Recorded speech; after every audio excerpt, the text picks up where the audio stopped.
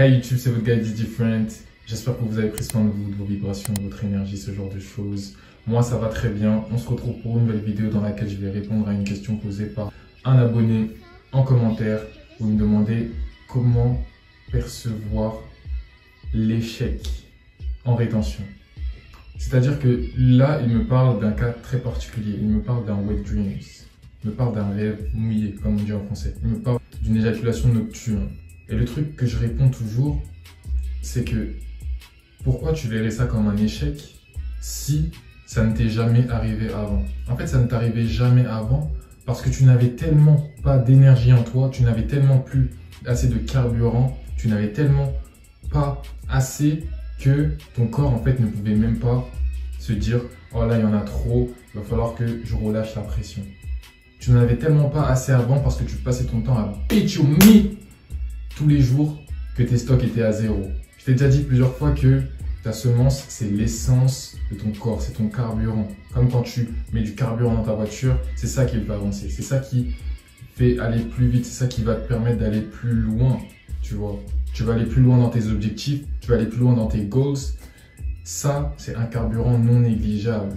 Parce que si tu sais l'utiliser, si tu sais le retenir, si tu sais le garder et le transmuter, ça va pouvoir te permettre justement d'atteindre des distances beaucoup plus grandes que celles que tu aurais atteint si tu continuais justement à bitch your meat like a bitch tous les jours. Et quand ça commence à t'arriver d'avoir des wet dreams, ça veut absolument dire que tu es sur la bonne voie. C'est un signe positif, totalement positif, et il faut le voir comme tel. Ça ne gâche en rien ton strike, ça ne gâche en rien ta série, ça ne gâche en rien le fait que de toi-même, de ton conscient, tu ne l'as pas fait. Tu ne t'es pas adonné à ça.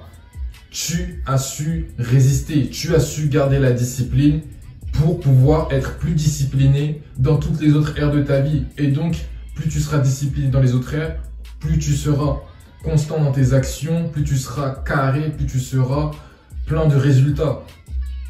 Et c'est comme ça que tu dois le voir. Donc moi, les fois où ça va m'arriver, ça m'arrive très rarement. Mais les fois où ça va m'arriver, qu'est-ce que je vais me dire? C'est cool, c'est super. Je vois ça comme un signe positif. Ça fait partie du processus. C'est le genre de choses qui vont arriver. Ne crois pas que le chemin va être tout beau, tout rose. Il y aura des choses qui vont arriver durant ce processus. Pas toujours très belles. Ça peut en faire partie. Tu penses que c'est négatif, mais c'est tout à fait positif. Et il y en a beaucoup qui pensent que oh, j'ai eu un wet dream et j'ai relapse. Et ça fait que après de eux-mêmes, ils vont relapse parce qu'ils pensent qu'ils ont déjà perdu. Mais non, de ton conscient, toi-même, tu as décidé, tu n'as rien fait. C'est ton corps qui sait ce qui est le mieux pour lui-même. S'il se dit que là, il y en a trop, il va falloir en relâcher, ok. Alors on va en relâcher. Mais quand tu lâches trop de quelque chose, quand tu lâches un peu de trop, il t'en reste toujours beaucoup. Et l'important, c'est d'en avoir beaucoup. Parce que toute cette énergie, toute cette semence, tous ces nutriments, toute cette vitalité que ça t'apporte, c'est toujours là. Tes stocks ne sont pas à zéro. Imagine que tu étais à 120% et tu passes à 100%. C'est simple. Ne te prends pas la tête avec ça. Ça arrive une fois, deux fois. C'est pas grave. Ton corps après, il va savoir rejauger la production, les bonnes quantités. Mais en fait, il avait tellement l'habitude que tu passais ton temps à pit your meat tout le temps, tous les jours, plusieurs fois par jour.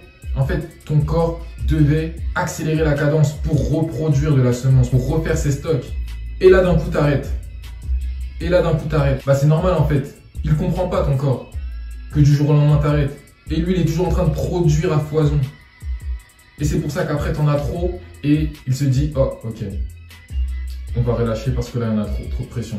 Mais t'inquiète pas, ça fait partie du processus, comme je te l'ai dit. Et petit à petit, ton corps, il va retrouver le bon rythme de production. Il va retrouver voilà, un rythme plus tranquille qui fera que tu auras beaucoup moins de wet dream parce que tu ne seras pas en train de produire de manière ultra accélérée. Parce qu'avant, tu passais ton temps à te LeBron James tous les jours, plusieurs fois par jour. C'est normal. Vois ça comme faisant partie du processus. J'espère que ça t'a fait du sens. N'oublie pas de t'abonner, de lâcher un like, un commentaire, partage à quelqu'un à qui tu sais que ça ferait du sens. C'était ton guide is different. On se retrouve pour une nouvelle vidéo.